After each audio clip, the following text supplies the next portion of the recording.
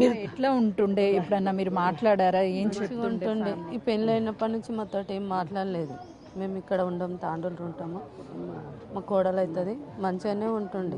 తల్లితోటి చాలా మంచిగా ఉంటుండే. తల్లి కూతురు ఇద్దరు ఒకరి మాట ఒకరు వేయకుండా మంచిగా ఉంటుంది. మీతో చివరిగా ఎప్పుడు మాట్లాడిందమ్మా? చిన్నమని కావాలి మేడం, నాతో మాట్లాడలేదు. మరి మధ్యలో పెళ్ళి నుంచి మాట్లాడలేదు మేడం, ఫోన్ చేయలేదు. ఒప్పుకున్నారా పెళ్ళికి? అందరూ ఒప్పుకొనే చేశారా? ఏమన్నా లవ్ మ్యారేజ్ వద్దు అని మ్యారేజ్ అన్నందుకు మేము కూడా ఇక సరిపెట్టుకున్నాం మేడం.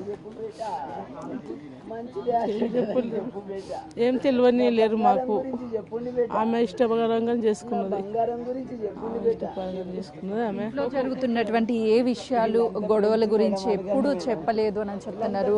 వాళ్ళంతా ఫ్రెండ్స్ ఉన్నారు. అసలు దేవిక ఎలా ఉంటుంది ఏంటి అని వాళ్ళతో మాట్లాడదాము. ఆ దేవిక ఎలా ఉంటుంది మీతో? అంటే సూసైడ్ చేసుకునే అంత పిరికిగా ఎప్పుడైనా అనుకున్నారా?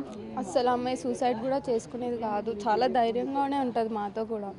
ఇంకా వీళ్ళకి కామన్గా గొడవలు అవుతూ ఉండేవి. ఇంత సీరియస్ అవుతుందని అసలు అనుకోలేదు. మీకు ఎప్పటి నుంచి పరిచయం దేవిక? 1 year నుంచి పరిచయం. మా 1 yearలో ఎప్పుడైనా చెప్తుందా ఇంట్లో ఇలాంటి సమస్యలు ఉన్నాయి, ఇలా హస్బెండ్? ఏ విషయాలు చెప్పేది? వాళ్ళది లవ్ మ్యారేజ్ అనమాట. నార్మల్గా రిలేషన్లో ఉన్నప్పుడు కూడా గొడవలు అయ్యేవి. దేవిక ఇన్స్టా చూస్తే చాలా యాక్టివ్గా ఉంటుంది సోషల్ మీడియాలో. ఎక్కడా కూడా తను భయం కానీ ఏమీ కనిపించడం లేదు.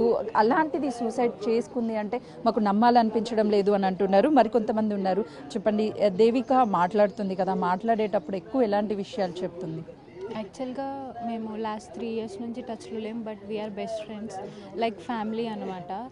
She is very strong. ఎంతసేపు మమ్మీ మమ్మీ కెరియర్, మా మమ్మీని నేను చూసుకోవాలి, ఇలాంటి టైప్. తను చాలా స్ట్రాంగ్. ఒకరిని అట్లీస్ట్ తను బ్రేవ్గా ఉంటుంది, చాలా స్ట్రాంగ్గా ఉండేది. కానీ తను సూసైడ్ చేసుకుందంటే ఇది రాంగ్. వాళ్ళే సంథింగ్ ఏదో చేసి తను చేసుకుందని చెప్పడం తప్ప తను చేసుకుంది అయితే రాంగ్. అసలు తను చేసుకునే పర్సనే కాదు. తన లైఫ్లో ఎన్నో స్ట్రగుల్స్ ఎన్నో చూసింది, కానీ తను చాలా స్ట్రాంగ్ ఉంది. వై? బికాస్ ఆంటీ కోసం తన కోసం ఆంటీ అన్నట్టు ఉండేవాళ్ళు. అలాంటిది అలా చేసుకుందంటే మాకే షాకింగ్గా ఉంది. మేము ఇంకా నమ్మలేక ఉన్నాము ప్రెజెంట్.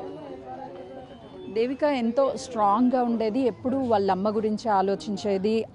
అమ్మని మంచిగా చూసుకోవాలి, ఒక మంచి లైఫ్ని ఇవ్వాలి. ఎందుకంటే నాన్నని కోల్పోయినటువంటి దేవిక ఇంకా నాకు అమ్మే ఉంది, చిన్నప్పటి నుంచి గారాబంగా పెంచినటువంటి అమ్మకి ఎలాంటి కష్టం రావద్దు అని చెప్పినటువంటి దేవిక సూసైడ్ చేసుకుంది అని అంటే మాకు అస్సలు నమ్మాలి అనిపించడం లేదు. అల్లుడే ఇదంతా చేశాడు. కక్షపూరితంగానే మొదటి నుంచి పెళ్ళి అయిన తర్వాత గొడవలు అయ్యాయి. కేవలం చిన్న చిన్న గొడవలుగానే భావించాము. ఇప్పుడు సూసైడ్ చేసుకునేంత వరకు వస్తుంది అని అనుకోలేదు. కఠినంగా శిక్షించాలి, మాకు న్యాయం చేయాలి అంటూ దేవిక తల్లి తన ఆవేదనని వ్యక్తపరుస్తుంది. దేవిక తిరిగి వస్తుంది, మాట్లాడుతుంది అన్న హోప్తోనే ఇంకా తల్లి ఉంది.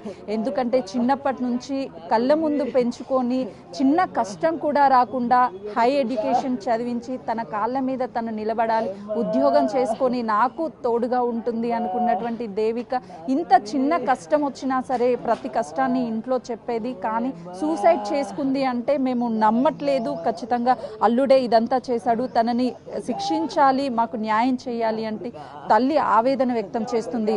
ప్రసన్న, ఈ సూసైడ్ అసలు దేవిక చేసుకొని ఉండదు అని చెప్పేసి వాళ్ళు చెప్తున్నారు. వాళ్ళ అల్లుడే ప్రధాన కారణము. గొడవలు రెగ్యులర్గా చేస్తూ ఉంటాడు ఇంట్లో. చిన్న చిన్న గొడవలు అయినప్పుడు ఇంటికి వస్తూ ఉండేది దేవిక.